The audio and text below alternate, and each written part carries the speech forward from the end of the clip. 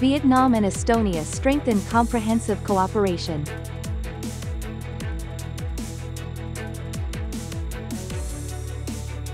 Trump blames Zelensky for giving Russia a reason to bomb Ukraine.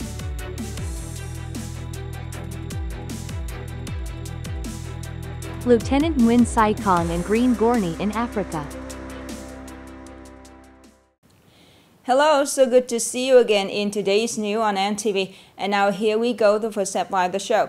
The Vietnamese Prime Minister Phạm Minh Chính is on an official visit to Estonia and hosts talk with Estonian Prime Minister Kristen Michel. This is the first historic visit by a senior Vietnamese leader to Estonia since the establishment of diplomatic relations in 1992.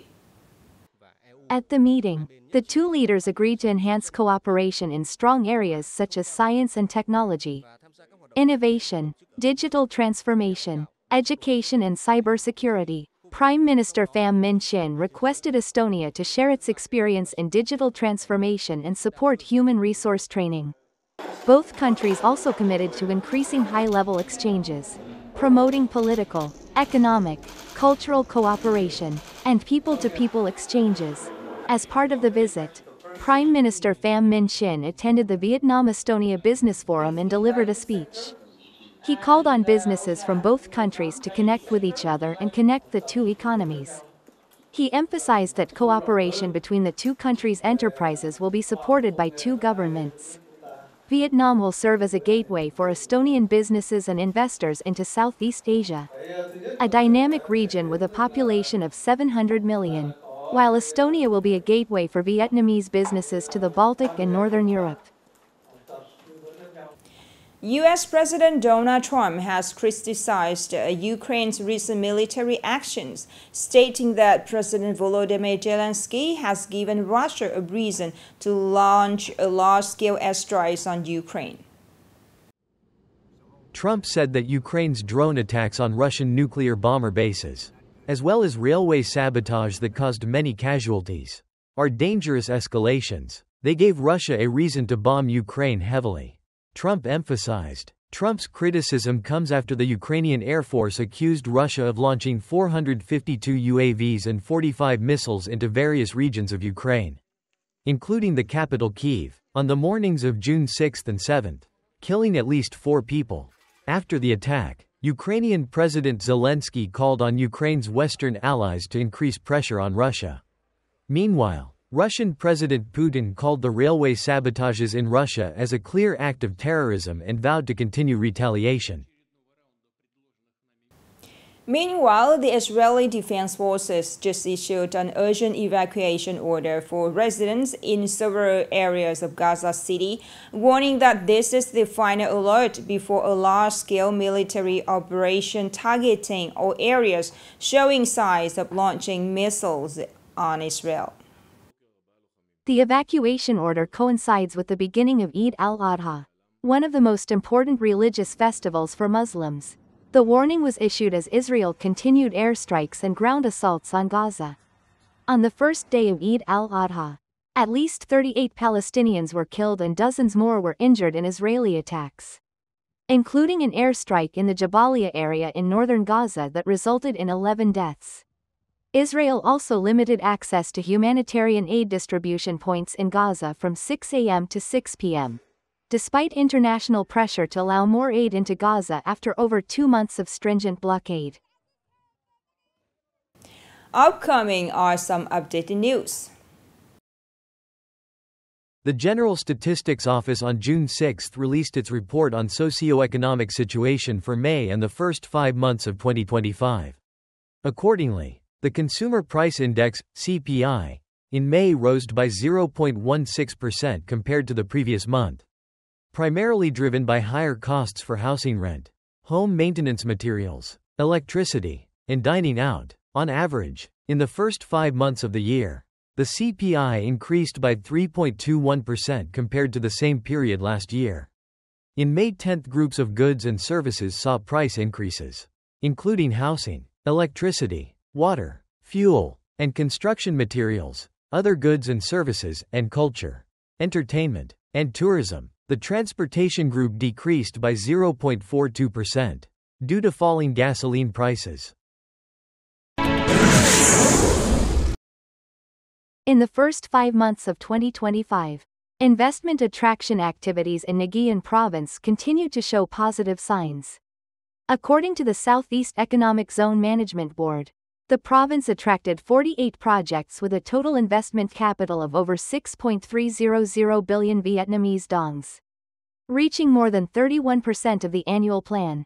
Specifically, Nghệ An granted new licenses to 9 projects, including 6 FDI projects, and adjusted capital for 10 projects, with total FDI capital exceeding 122 million United States dollars.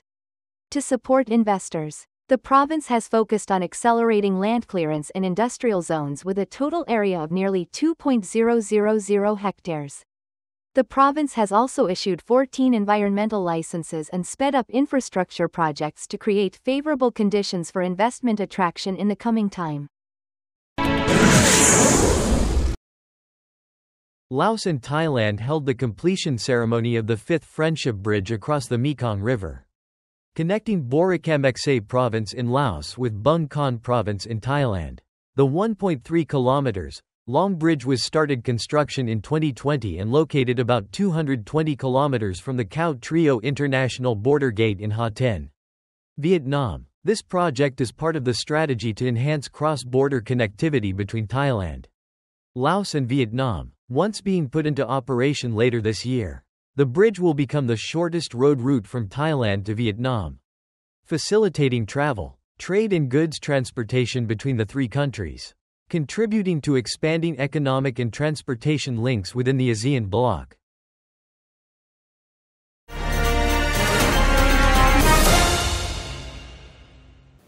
In recent years, Vietnam has sent many forces to participate in the United Nations peacekeeping missions in Africa and South Sudan.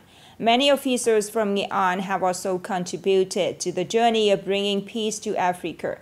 And one of them is Lieutenant Nguyen Sy Cong from Do Luang District, who has been actively engaged in many meaningful activities for a green journey in the continent. More in the story. Carrying the compassionate heart of the Vietnamese people to Africa, Lieutenant Nguyen Sy Cong, a young man from Nghệ An, under the Vietnam Peacekeeping Department, has quietly spread many good and humane deeds to local community.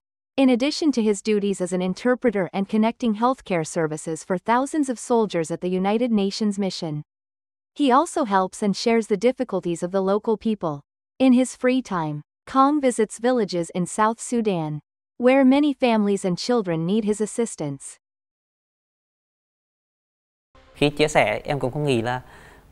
When sharing, I don't think about receiving anything in return.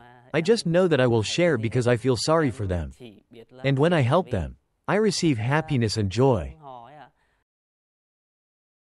His gifts, though not of great monetary value, are very meaningful to the poor families there.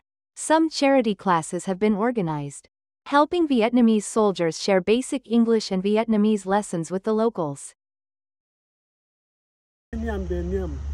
I am very lucky and happy to meet Vietnamese people. Cong is a very good friend. My family is very lucky to receive meaningful support and help from Cong, such as food, daily necessities and toys for the children. Hospital 2.4 is carrying out UN peacekeeping missions. Lieutenant Cong has continued the work of previous comrades and continues to spread the good image of Uncle Ho's soldiers on the international stage and among colleagues in the mission. For many people in Africa and South Sudan, Lieutenant Nguyen Sy Cong's silent dedication has made him a friend, ready to share in their already difficult lives. These noble gestures have helped the people of South Sudan understand and love Vietnam even more. The last story just ended our show today. Thank you so much for your attention. Goodbye and see you later.